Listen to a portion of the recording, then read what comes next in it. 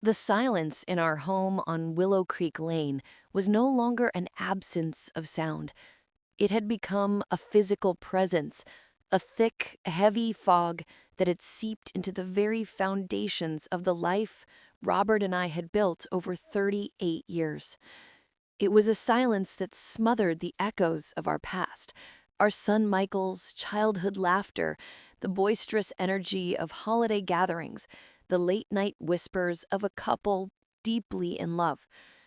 Now, in what was supposed to be our golden years, a time of quiet companionship and shared contentment, the silence was the loudest thing in the room. I, Eleanor, moved through the spacious, tastefully decorated rooms of our Scottsdale home, not as its matriarch, but as its ghost, a curator of a museum whose main exhibit was a love story I was no longer sure had ever been real. That evening, the silence was particularly oppressive. The stately grandfather clock in the hall, a cherished heirloom from my father, ticked with a slow, deliberate rhythm that felt less like the passage of time and more like the countdown to an inevitable catastrophe. Each talk was a hammer strike on the fragile shell of my composure. I sat in my wingback chair by the cold fireplace, a novel lying unread in my lap, simply waiting for the sound of the garage door, for the familiar routine that had become the hollow core of our marriage. When Robert finally arrived, the house didn't stir. It merely absorbed the sound of his entry.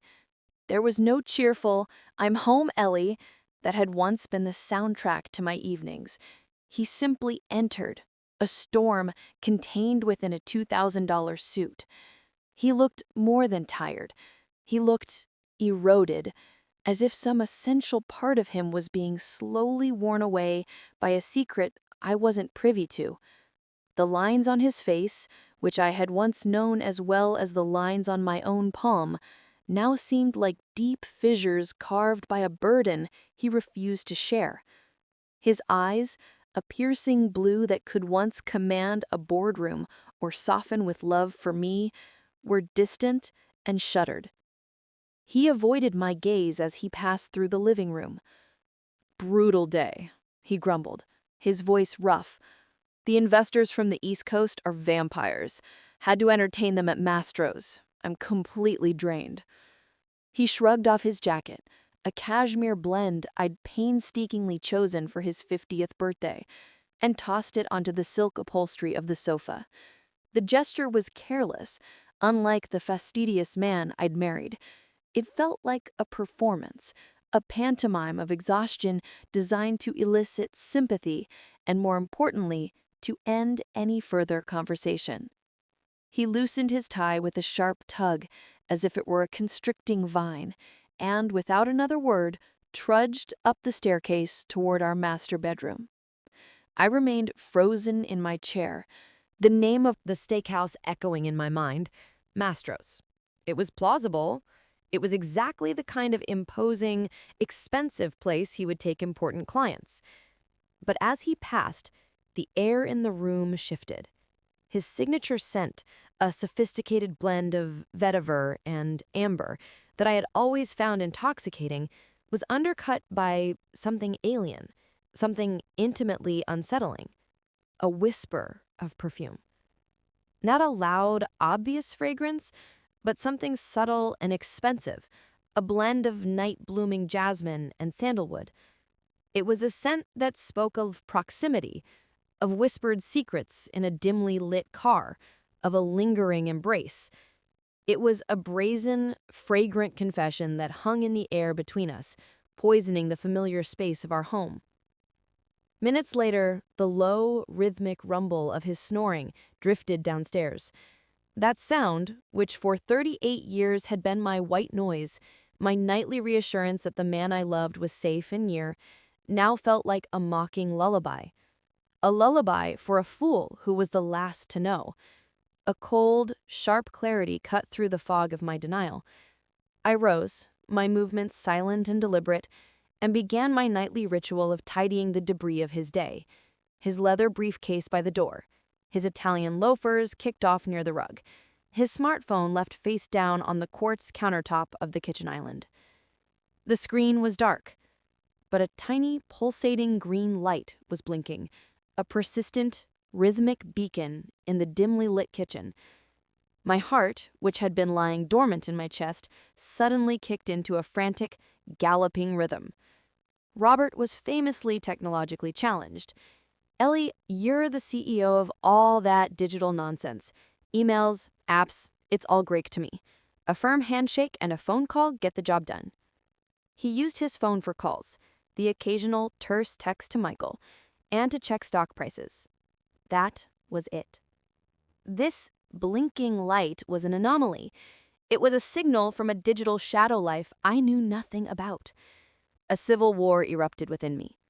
To look was to cross a Rubicon, to willingly step from the safe, if painful, shore of suspicion onto the treacherous battlefield of confirmation. But not to look was to condemn myself to a lifetime of this suffocating uncertainty, to be a willing participant in my own deception. The ghost of Jasmine on his collar decided it for me.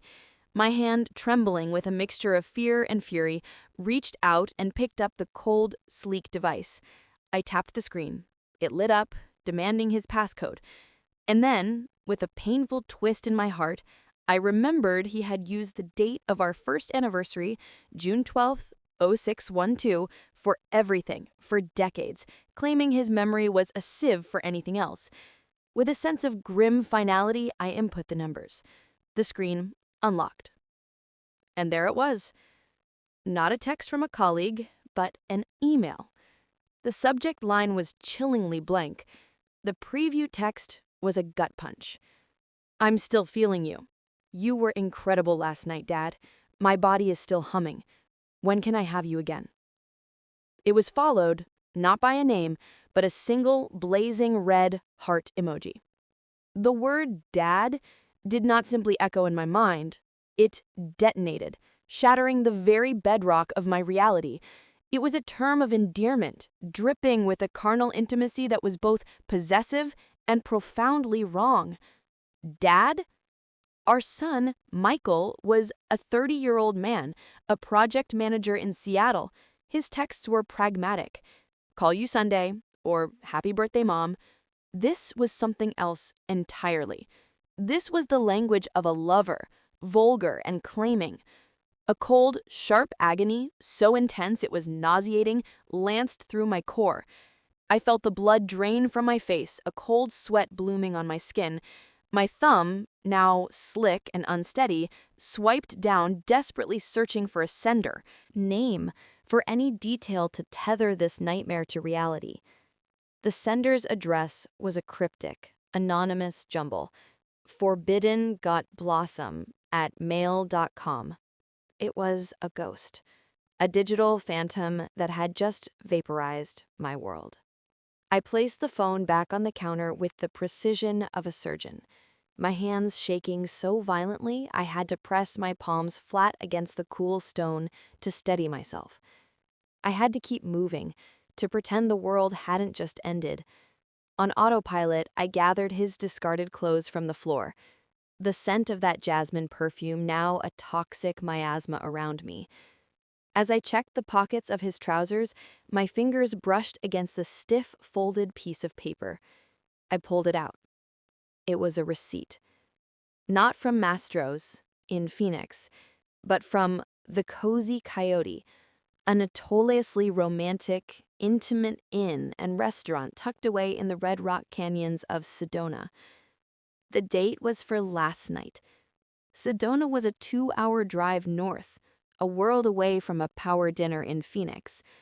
The receipt was for a party of 2, a bottle of Veuve Clicquot, truffle arancini, 2 orders of the elk tenderloin. The total was astronomical. This wasn't a business dinner. This was a seduction, a romantic getaway. I stood there, anchored to the spot in the middle of my kitchen, the paper feeling like a shard of ice in my hand. I was transported back to the last time Robert had taken me to Sedona. It had been for our 15th anniversary. We'd rented a Jeep and gotten lost on dusty back roads, laughing until we cried. We'd made love under a blanket of a million stars, his promises as vast as the desert sky. Now that cherished memory was desecrated. The image of his loving, open face was replaced by this cold, hard evidence of his deceit. A bitter, acrid taste filled my mouth. I fumbled for my own phone, my vision swimming with the tears I refused to shed, and with a methodical coldness that surprised me, I photographed everything. The damning email, the incriminating receipt. I was building a case against my own husband, and each piece of evidence was a scalpel, dissecting my own heart. Driven by a desperate, furious energy, I walked into the garage. The air was still and warm, thick with the smell of concrete and engine oil. Robert's black Cadillac Escalade sat there, a silent, gleaming accomplice to his double life. I opened the driver's side door, the dome light casting a sterile, judgmental glow on the pristine leather interior. I started my search with a frantic, almost violent energy. The center console held only registration papers and a pair of sunglasses. The door pockets contained a half-empty bottle of water and some loose change. Nothing. Then my gaze fell upon the glove compartment. My heart thudded a frantic, panicked rhythm against my ribs. I clicked it open. Inside, nestled between the vehicle manual and a stack of fast food napkins, was a tube of personal lubricant. It was 3/4 empty. The cap was on, but a faint, sticky residue gleamed around the nozzle in the dim light. Time didn't just slow, it stopped. The world shrunk to the space between my fingers and that small, plastic tube. Robert and I hadn't been physically intimate in over 4 years. He'd claimed it was a combination of his high blood pressure medication, the immense stress of his job, the natural cooling of passion after so many years. He'd said we had entered a new, more mature chapter of deep companionship and mutual respect. I had believed him. I had mourned the loss of that physical connection, tucked my own desires away, and learned to find comfort in the quiet solidarity of a long shared life. Now this object in my hand was a brutal, undeniable refutation of every word he'd said. It was a tangible, damning artifact of his betrayal, a monument to my own naivety. The question, what was this for? Screamed in the silence of the garage, each syllable fresh wave of soul-crushing humiliation. I stood there, holding the proof of my own obsolescence, feeling a shame so profound it threatened to buckle my knees. I forced air into my lungs, a ragged, painful breath. This was no longer about a gut feeling. This was a crime scene, and I was the detective. With a chilling calm, I placed the tube back exactly as I had found it, my movements precise and measured. My search became more focused, more desperate. I moved to the back seats, my hands patting down the luxurious floor mats. Under the passenger seat, my fingers closed around a wad of crumpled paper napkins. I brought them to my nose and inhaled. The scent was unmistakable. The same jasmine and sandalwood, but stronger here, more concentrated, soaked into the very fibers of the paper. This was where the scent lived. This was the epicenter of their secret world, a world that existed in the dark, plush interior of this very car, parked in the garage of the home I had made. I took out my phone again, the flash a stark, accusing light in the darkness, and documented it all. Each photograph was another nail in the coffin of my marriage, each click of the shutter capturing the scent of my own devastating heartbreak. Walking back into the house, the weight of my new reality was a physical pressure on my shoulders. the beautiful, carefully constructed life I had built with Robert, the shared struggles of his early career, the joy of building my bakery from the ground up, the pride of raising a good man in Michael. It all felt like a beautiful, intricate sandcastle that had just been washed away by a tidal wave. The trust, the shared history, the thousands of small sacrifices, it all turned to ash in my mouth. I was standing on the edge of a cliff, feeling the ground, which I had believed was solid rock, crumble into nothingness beneath my feet. The silence of the house was no longer empty. It was accusatory. It knew. The walls knew. And I knew. The first painful chapter of my awakening was complete. The hunt for the whole, unvarnished, devastating truth had just begun. This was no longer just about a suspected affair. It was about uncovering a life of lies. And I would follow the trail, no matter how deep it went or how much it destroyed me in the process. If this first glimpse into a world shattered by deception has gripped you, if you feel that cold clutch of dread in your own stomach and a burning, furious need for justice, then you cannot look away now. This is merely the first thread pulled in a tapestry of lies so vast it will shock you to your core. The descent into this labyrinth is just beginning, and the secrets waiting in the shadows are more horrifying than you can imagine. Subscribe to the channel and hit the notification bell right now. Your support, your engagement is the courage that fuels me to share this painful journey. It is what allows me to bring you these raw, true stories of betrayal and the fierce, unyielding power of a woman reclaiming her life. Don't you dare miss what happens next. The days that followed the discovery in the garage were a study in surreal normalcy. I moved through my life as Eleonora, the baker, the wife, the mother, but I was a shell, a marionette going through the motions while my mind screamed in a silent, constant panic. The world had taken on a sharp, hyper-real quality. The vibrant colors of the bougainvillea outside my bakery seemed too bright. The cheerful chatter of my customers felt like a distant radio broadcast from a planet I had left behind. Every interaction with Robert was an exercise in theatrical endurance. I would watch his mouth form words, complaints about work, mundane questions about dinner, empty platitudes about my pastries, and all I could see was the ghost of that email, the words, "You were incredible, Dad," scrolling across his forehead like a ticker tape of betrayal. The scent of jasmine had become a phantom limb, an ache I carried with me everywhere. I found myself sniffing the air when he walked into a room, searching his clothes when he undressed, a disgusting and degrading ritual that left me feeling stained. The evidence I had collected, the photos of the receipt and the email, was a digital cancer on my phone. I transferred them to a hidden, password-protected folder I named Tax Documents 2023, a bleak joke that only I would understand. But it wasn't enough. A restaurant receipt and a cryptic email could be explained away, twisted by a skilled liar into a misunderstanding. The tube of lubricant was circumstantial. I needed irrefutable proof. I needed to see it with my own eyes. It was in this state of suspended animation that I remembered a conversation from years ago, a lifetime ago. My dear friend and fellow small business owner, Beatrice, had once leaned across a cable at our favorite cafe, her voice dropping to a conspiratorial whisper. "Eleanor," she'd said, her eyes full of a knowing sadness, "if you ever, and God forbid you ever do, need to know for sure, there's a man. His name is Samuel Reed. He's a ghost. He can find out anything."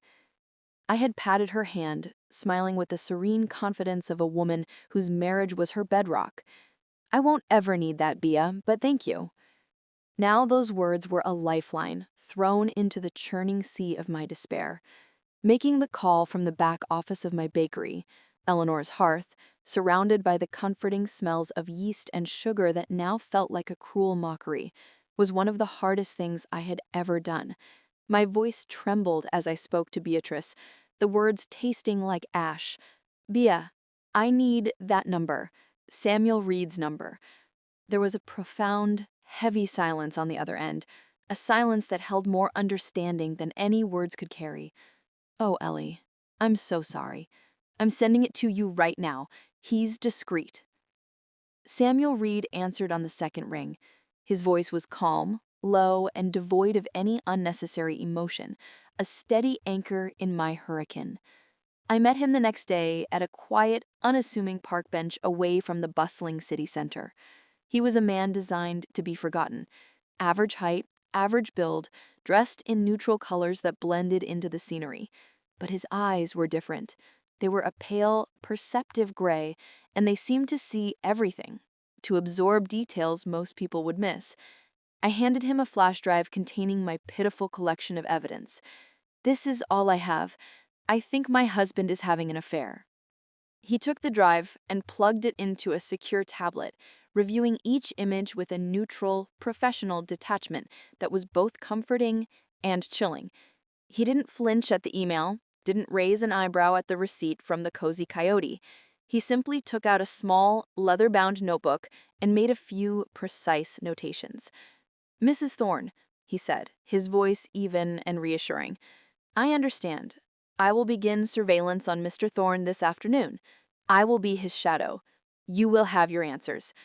He looked at me, and for a fleeting moment, the professional facade cracked, revealing a flicker of genuine compassion. "Go home. Try to act normally. Do not confront him. The truth has a way of revealing itself to those who are patient." Leaving that park felt like surrendering a part of my soul to a stranger. For 38 years, my life with Robert had been a closed book, our privacy a sacred space. Now I had invited a stranger to pry it open, to read its most intimate and now sordid chapters. The loneliness that engulfed me was absolute. I walked through crowds of people, their laughter and conversations, feeling like they were happening behind a thick pane of glass. I was an island, crumbling into a cold, dark sea. The first report from Samuel came 2 days later, via an encrypted messaging app. It was a single, stark photograph.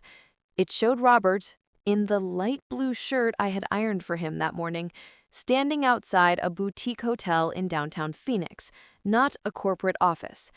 But it wasn't his location that stopped my heart, that made the blood drain from my face so rapidly I had to grip the stainless steel counter of my bakery to stay upright. It was the woman whose hand he was holding. She was turned slightly away from the camera, but I recognized the fall of her honey blonde hair, the specific way she carried herself, the elegant cut of her emerald green dress. It was Chloe, my daughter-in-law, Michael's wife. The world tilted on its axis. A high-pitched ringing started in my ears, drowning out the hum of the industrial mixers. Chloe. The woman I had welcomed into our family with open arms, the woman I had taught to make my mother's famous pecan pie, sharing secret family recipes I hadn't even entrusted to my own sisters. The woman who had stood in my kitchen, tears in her eyes, thanking me for being the mother she never had. I remembered family barbecues where she and Robert would barely exchange a word, where she'd sometimes roll her eyes when he launched into one of his long-winded stories. I had mistaken their carefully orchestrated distance for a simple personality clash. Now I saw it for what it was, a masterful, diabolical performance. They had been playing roles right in front of me, right in front of my son, and we had been their willing, gullible audience. My phone vibrated again. Another image. This one, taken through a telephoto lens from across a restaurant, showed them in a secluded booth. A single candle flickered between them, casting intimate shadows on their faces. Chloe was leaning forward, her hand resting on his arm, her smile radiant and full of a secret knowledge. Robert was looking at her with a look of raw, unguarded adoration, a look I had not seen him direct at me in over a decade. It was a look that belonged to the beginning of things, to stolen moments and whispered promises. Seeing that look on his face, but directed at her, was a more profound betrayal than any email or receipt. It was the theft of our history, the defilement of every memory I held dear. That night, a video file arrived. It was 1 a.m. The house was silent, Robert sleeping the untroubled sleep of the truly deceitful in the room next door. I put on my headphones, the world shrinking to the glowing screen in my hands. The video was silent, but the images were more damning than any audio could be. It showed Robert and Chloe leaving the restaurant. He held the door for her, his hand lingering on the small of her back with a possessiveness that made me physically ill. They walked to his car and he opened the passenger door for her, not with the casual politeness of a father-in-law, but with the gallant flourish of a lover. As she slid in, she looked up at him and smiled, a slow, intimate smile that spoke of shared secrets and private jokes. Robert smiled back, a boyish, genuine smile I desperately tried to remember him ever giving me. I replayed those few seconds again and again, each viewing a fresh laceration on my soul. This wasn't just an affair. This was a romance. This was a man who had found a new lease on life, and the cost was his wife and his son. The following morning, as I was mechanically boxing up a large order of croissants for a corporate client, another batch of photos arrived. These were different. They showed Robert and Chloe not in a hotel or restaurant, but leaving a sleek, modern law office in a high-rise building. Chloe was dressed in a severe beige power suit, her hair pulled back in a tight ponytail, her face obscured by oversized sunglasses. They were walking close together, their bodies angled toward each other, a united front. In the next photo, they were standing in front of a bank, and in another, they were examining a thick stack of documents inside his car, their heads bent together in intense concentration. A cold dread, far colder than the shock of the initial discovery, began to seep into my bones. This was no longer just about the heart. This was about something else entirely. Samuel attached a short message. Mrs. Thorne, they visited the law firm of Henderson and Briggs twice this week. They also met with a private banker. I am looking into the nature of these meetings. It seems financial. Financial. The word landed like a block of ice in my stomach. My bakery, Eleanor's Hearth, had started as a single, struggling storefront. I had built it, batch by batch, delivery by delivery, into a beloved local chain with 5 locations. The flour dust was embedded under my fingernails, the sleepless nights were etched into my face. Robert had never been involved in the day-to-day operations. He had his own successful career in finance. He had always been vaguely supportive, but he never truly understood the soul of my business, the part of me that I had poured into every loaf of bread, every delicate pastry. It was my creation, my legacy. A terrifying puzzle was clicking together in my mind. The fake business dinners, the secret meetings, the legal and financial consultations, they weren't just planning a life together, they were planning to take mine. They were plotting to steal the business I had built from nothing, the very thing that defined me outside of being a wife and a mother. The betrayal was no longer just emotional or physical, it was existential. They weren't just breaking my heart, they were planning to dismantle my entire identity, to erase me. I sat there in the early morning quiet of my bakery, surrounded by the warm and comforting scent of rising dough, and felt a fundamental shift within me. The paralyzing grief and shock began to crystallize into something hard, sharp, and dangerously focused, a cold, relentless fury. The hunt for the truth was over. I had found it, and it was more monstrous than I had ever imagined. Now a new phase was beginning, the phase of reckoning. I would not be their victim. I would not be the cast-off wife, the old hag they so clearly thought I was. I would become the architect of their downfall. I would use their own secrets, their own lies, as the very weapons of their destruction. The game had changed, and I was just learning the rules. If you thought the discovery of the affair was shocking, you haven't seen anything yet. The rabbit hole goes deeper and darker than a simple betrayal of the heart. What you've just witnessed is the calm before the storm, the gathering of clouds before a hurricane of retribution. What happens when a woman who has lost everything decides she has nothing left to lose? The answer will shake you to your core. Subscribe to the channel and hit the notification bell right now. You will not want to miss the moment the hunter becomes the hunted and the carefully laid plans of two traitors unravel in the most spectacularly humiliating way imaginable. Your support is the fuel for this journey into justice. The cold, hard fury that had replaced the shattered pieces of my heart was now my most constant companion. It was a quiet, humming engine inside me, powering my every move, sharpening my senses, and granting me a clarity I hadn't possessed in years. The grieving wife was gone. In her place stood a strategist, a general preparing for a war she never asked for, but was now determined to win. The evidence Samuel Reed provided was no longer a source of pain. It was intelligence, a blueprint of my enemy's movements and intentions. Robert and Chloe were not just lovers. They were co-conspirators in a plot to dismantle my life, and I would treat them with the cold, calculated precision they deserved. The most damning piece of intelligence arrived not as a photo or video, but as an audio file. Samuel had managed to plant a listening device on the undercarriage of Robert's car. The recording was crisp, terrifyingly clear. I listened to it alone in the back office of my bakery, the door locked, the world outside muted. "Did you bring the documents?" It was Chloe's voice, but stripped of the sweet, demure tone she used around the family. This voice was sharp, ambitious, laced with a greedy impatience that made my skin crawl. "Relax, my love. It's all taken care of." Robert's voice, so familiar, so often filled with condescension toward me, was now dripping with a placating tenderness that felt like a physical blow.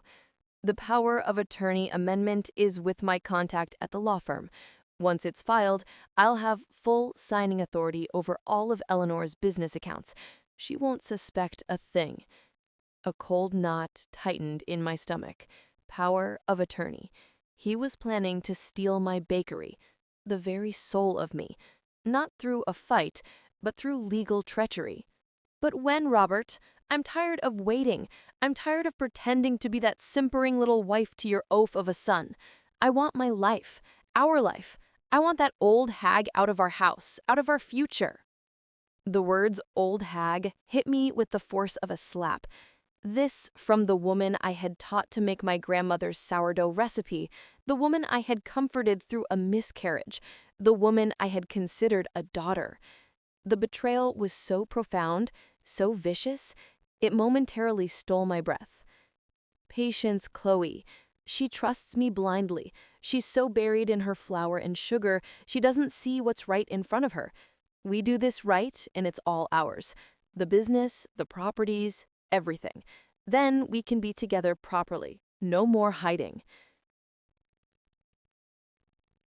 The recording ended, leaving a silence that was louder than a scream. I sat there, my hands clenched into fists so tight my nails left half-moon indentations on my palms. They weren't just betraying me, they were plotting my financial annihilation, my erasure. And my son, my dear, good-hearted Michael, he was just an oaf to be discarded. The last vestiges of any sympathy I might have held for Robert evaporated. This was no longer about saving a marriage. It was about survival.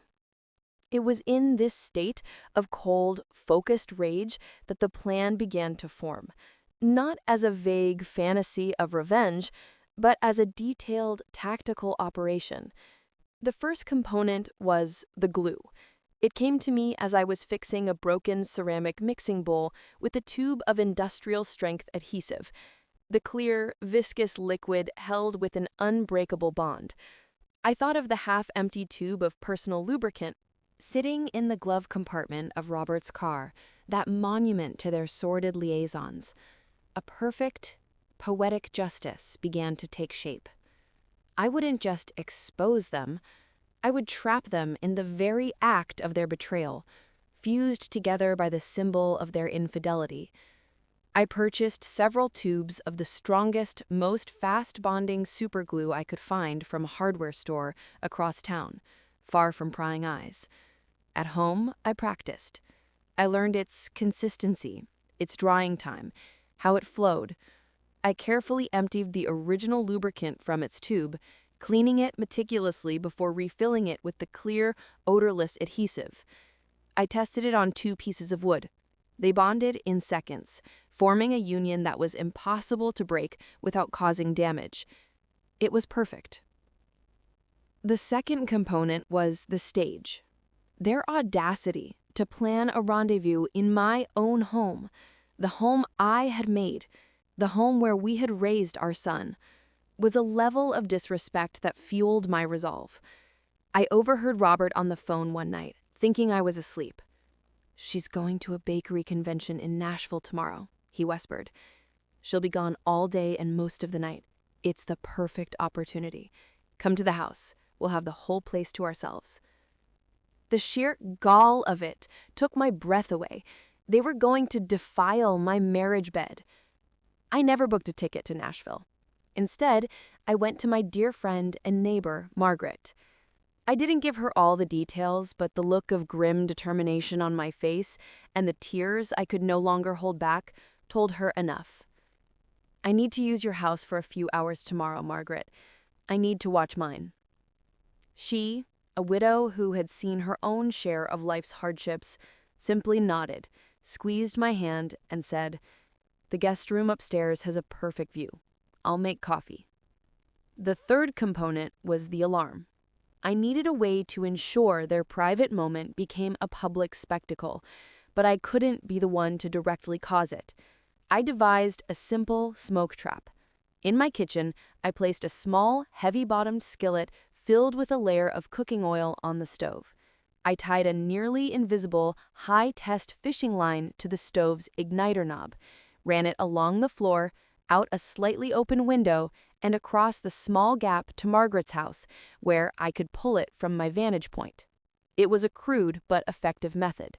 The moment I pulled the string, the igniter would click, the oil would catch fire, and billowing black smoke would signal an emergency to the entire neighborhood.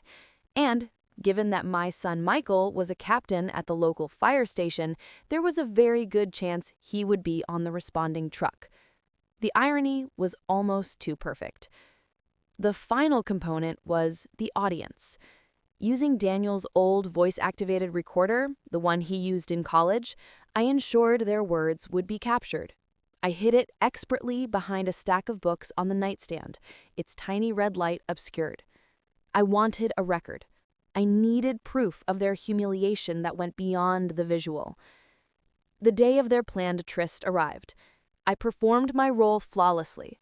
I packed a small suitcase, kissed Robert on the cheek, and told him I'd call when I landed in Nashville. The concern in his eyes was a masterclass in acting, but beneath it, I saw the flicker of excitement, of anticipation for a day of stolen passion. It made me sick. I didn't go to the airport. I went to Margaret's house, my heart a drum of cold fury and nervous anticipation. We sat in her upstairs guest room, a pot of coffee between us, the window blinds offering a crystal-clear view of my own front door. At precisely 10:17 a.m., a taxi pulled up. Chloe emerged, dressed not in her usual casual wear, but in a flimsy silk wrap dress. She scurried to the front door like the vermin she was. Robert opened it almost instantly, pulling her inside, his eyes scanning the street with paranoid urgency before closing the door. The theater was now occupied. The play was about to begin. I put on my headphones, connected to the live feed from the recorder. The sounds that came through were intimate, familiar, and utterly nauseating. Their laughter, the clink of wine glasses from my own crystal, their murmured endearments. Then the creak of the bed springs in my bedroom, the room where I had slept beside Robert for 38 years. I closed my eyes, allowing the wave of rage and revulsion to wash over me. This was the price of the truth. This was the pain I had to endure to secure my freedom. Then it happened. First, a confused murmur from Chloe. Then, a sharp, panicked, "Robert?" Then his voice, laced with confusion and dawning horror. "What the? Wait. Don't move. What is this? It's sticky. Robert, I can't move." Her voice escalated into a shrill cry of panic. "Stop struggling. Just wait. Oh my God." His voice was a mixture of fear and utter disbelief. It was time. I looked at Margaret, who gave me a grim, determined nod. I pulled the fishing line. A sharp click was audible even from across the street. A moment later, a plume of thick black smoke began to pour from my kitchen window, coiling into the clear blue Arizona sky like a demonic summons. It took less than 3 minutes for the first neighbor to notice, then another. Soon, a small crowd had gathered on the sidewalk, pointing, their faces masks of concern and morbid curiosity. And then, the beautiful, terrible sound I had been waiting for, the distant wail of a fire truck siren growing rapidly closer. It slid to a halt in front of my house, red lights flashing, and there he was, my Michael, my son, jumping out of the passenger seat, his face a mask of professional concern, barking orders to his team. My heart shattered and swelled with a mother's pride and agony all at once. He was here to save his family home, unaware that he was about to witness its true destruction. He led the charge, a burly firefighter following with a Halligan tool. With a sickening crunch, my beautiful front door was splintered open. Through my headphones, the audio became a chaotic symphony of their terror and the firefighters' arrival. "Get out! Everyone out!" Robert was screaming, his voice raw with shame and desperation. Then, Michael's voice. "Dad? What's going on in—" The sentence died in his throat. There was a long, deafening silence, broken only by the crackle of the radio and the stunned, muffled exclamations of the other firefighters. Then, Michael's voice returned, fractured, barely a whisper, laced with a pain I could feel in my own soul. "Chloe? My God, what is this?" The trap had been sprung. The hunters were caught, exposed not just to me, but to my son, to his colleagues, to the entire neighborhood. Their perfect, secret world had just spectacularly and irrevocably and publicly imploded. But this was only the beginning of the end. The true reckoning was yet to come. You have just witnessed the moment a carefully constructed world of lies was blown wide open. But the fire was only the beginning. What happens when the smoke clears and the traitors are left Naked and exposed, not just to their family, but to the entire world? The fallout from this day will be more shocking and satisfying than you can possibly imagine. The revenge is not yet complete. Subscribe to the channel and hit the notification bell right now. You need to see how this ends. You need to witness the final, devastating act of justice that left them with nothing. Your support drives me to share these raw, powerful truths. Don't stop watching now. The spectacle that unfolded on my front lawn was a scene from a surreal, horrifying play. From the upstairs window of Margaret's house, I watched, my body trembling not with nerves, but with a cold, settled finality. The billowing smoke from my kitchen had thinned to a wisp, the small oil fire extinguished in minutes, but the real conflagration was just beginning. Robert and Chloe, my husband and my daughter-in-law, were carried out of the home we had shared, my son's childhood home, on 2 separate stretchers. But the image that would be seared into the minds of every onlooker, and soon, it seemed, the entire world, was the fact that they were not separate at all. A thin, white hospital sheet was draped over their lower bodies, a pathetic attempt at modesty that did little to conceal the humiliating truth. They were fused together, a grotesque sculpture of betrayal and comeuppance, their faces twisted in a mixture of physical discomfort and sheer, unadulterated shame. Chloe had her face buried in her hands, her shoulders shaking with ragged sobs that were audible even from across the street. Robert, pale and sweating, stared blankly at the sky, as if hoping it would swallow him whole. The neighbors who had gathered in a buzzing, horrified semicircle pointed and whispered, their phones held aloft, capturing every degrading second. I saw Mrs. Gable from number 42, her hand over her mouth, her eyes wide with scandalized delight. I saw old Mr. Peterson, shaking his head in disgust, muttering to his wife. And in the center of it all stood my Michael, my son. His firefighter's uniform, usually a symbol of strength and authority, now looked like a costume he'd stumbled into.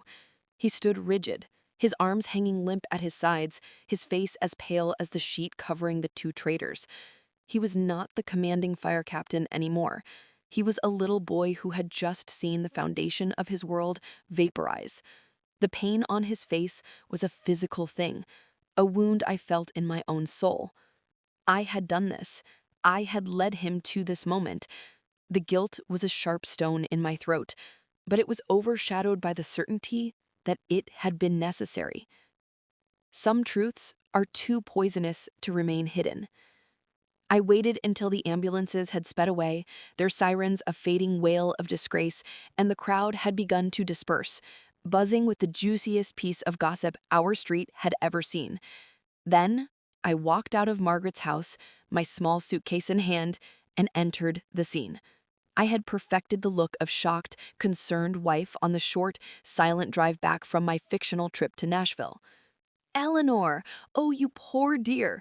Mrs. Gable rushed toward me, her face a mask of feigned sympathy, her eyes alight with the thrill of being the first to deliver the news.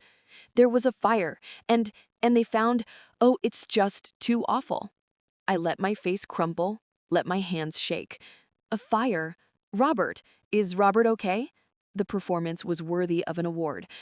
Margaret, bless her, stepped in, taking my arm firmly. He's fine, Eleanor. They've taken him to St. Jude's. Let's get you to the hospital. She guided me to her car, and as we drove away, I saw Michael, Still standing in the yard, staring at the splintered remains of the front door. My heart broke for him all over again. The scene at the hospital was a study in controlled chaos. The story had predictably leaked. A nurse at the reception desk recognized my name and gave me a look of such profound pity it was almost insulting. "They're on the third floor, Mrs. Thorne," she said softly.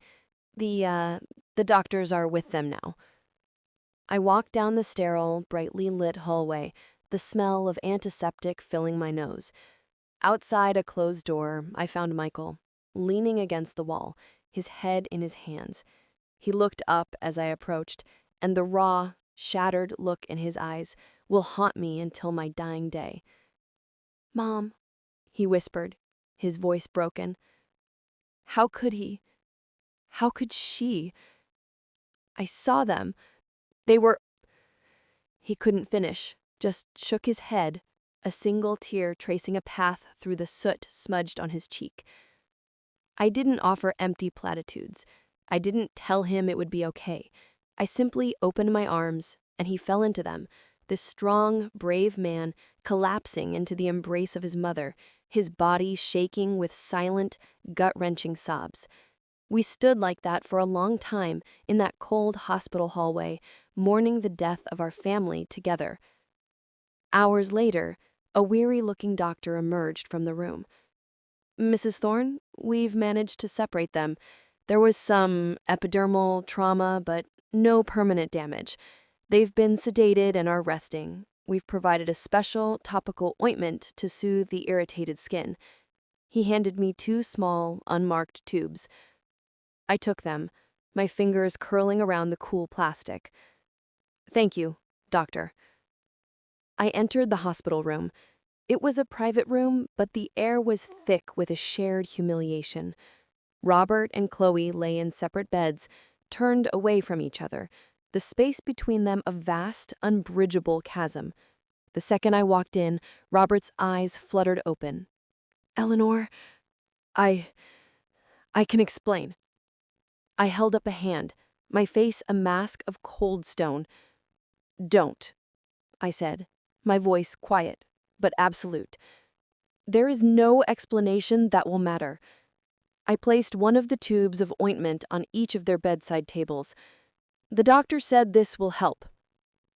I turned and left without another word, but not before I saw the flash of pure, undiluted hatred in Chloe's eyes. It was a look that confirmed everything. There was no remorse, only anger at being caught. The hallway erupted into activity. Nurses rushed in, followed by the doctor. As they fretted over the two howling traitors, I turned to Michael. I need you to go to the house. In my bedroom, at the bottom of my hope chest, there's a large manila envelope. Bring it to me. He nodded, his eyes still hollow, but a new, hard resolve was settling in them. He returned 40 minutes later, the envelope in his hand. Inside was the entire arsenal of my evidence: the printed photos, the transcripts of the audio recordings, the financial documents Samuel had uncovered, and 2 documents I had prepared weeks ago with my own lawyer: a divorce petition citing adultery and fraud, and a restraining order. I walked back into the now quiet room. Robert and Chloe were lying still, their skin flushed and no doubt still stinging. I didn't look at Chloe. I walked to Robert's bedside and dropped the thick envelope onto his chest. 38 years, and now, Robert, I said, my voice clear and steady, carrying through the room. You will sign the divorce papers. You will relinquish any and all claim to my business, my properties, and my future. If you contest it, if you so much as whisper a threat, every single piece of evidence in that envelope, the photos, the audio of you plotting to steal from me, the financial records, will be sent to the district attorney, the IRS, and the front page of the Arizona Republic. You will be lucky to end up penniless instead of in prison. He stared at me, his eyes wide with a mixture of fear and something that almost looked like respect. He had never seen this version of me, the version that fought back. Chloe began to weep, this time with a genuine, desperate terror. Michael, please, she begged, looking at my son who stood in the doorway. I'm sorry. It was a mistake. Forgive me, please. Michael looked at her, and the love that had once been in his eyes was gone, replaced with a cold, flat emptiness. The only mistake I made was ever trusting you, he said, his voice devoid of all emotion. He then turned and walked away, out of her life forever. The following weeks were a blur of legal proceedings and quiet, painful healing. The scandal was nuclear. Margaret's video had gone viral locally. Robert was forced into an early, discreet retirement from his firm. Chloe, I heard, moved back to her home state, her reputation in tatters. The divorce was finalized with stunning speed. My prenuptial agreement and the overwhelming evidence leaving Robert with nothing but his shame. And through it all, my bakery, Eleanor's Hearth, became a sanctuary. The bell on the door never seemed to stop ringing. Customers came not just for pastries, but to offer a word of support, to share their own stories of resilience. You're an inspiration, Eleanor, they'd say. I didn't feel like one. I felt like a survivor. Michael moved in with me. The first few weeks, he was a ghost, moving silently through the rooms. But slowly, the rhythms of the bakery, the familiar, comforting work of kneading dough and frosting cakes began to heal him. He started helping me with the books, his analytical mind a perfect complement to my creative one. One evening, as we sat at the kitchen table eating a simple dinner of soup and bread, he looked at me. Mom, he said, a faint, genuine smile touching his lips for the first time in months. Can you teach me how to make your cinnamon rolls? The ones with the cream cheese icing? Tears welled in my eyes, but they were tears of hope. Of course, my love, I said, my voice thick with emotion. But you have to promise to knead the dough properly, no shortcuts. He nodded, and in that simple, domestic moment, surrounded by the warmth of the oven and the love for my son, I knew we would be all right. The house on Willow Creek Lane was sold.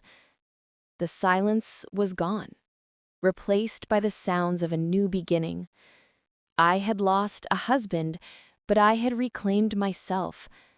I had saved my legacy. And most importantly, I had my son back. The journey through hell was over, and on the other side, we had found a fragile but beautiful peace. This concludes my story of betrayal and the fierce, unyielding strength it awakened within me. But every ending is a new beginning. If this journey has moved you, if it has sparked a fire of resilience in your own heart, then I need you with me as I step into my next chapter. Subscribe to the channel and hit the notification bell. Your support is more than just a click. It's a vote of confidence, a shared belief in the power of truth and the promise of new beginnings. It is the fuel that will allow me to bring you more stories of courage, healing, and the incredible strength of the human spirit. Don't miss what comes next.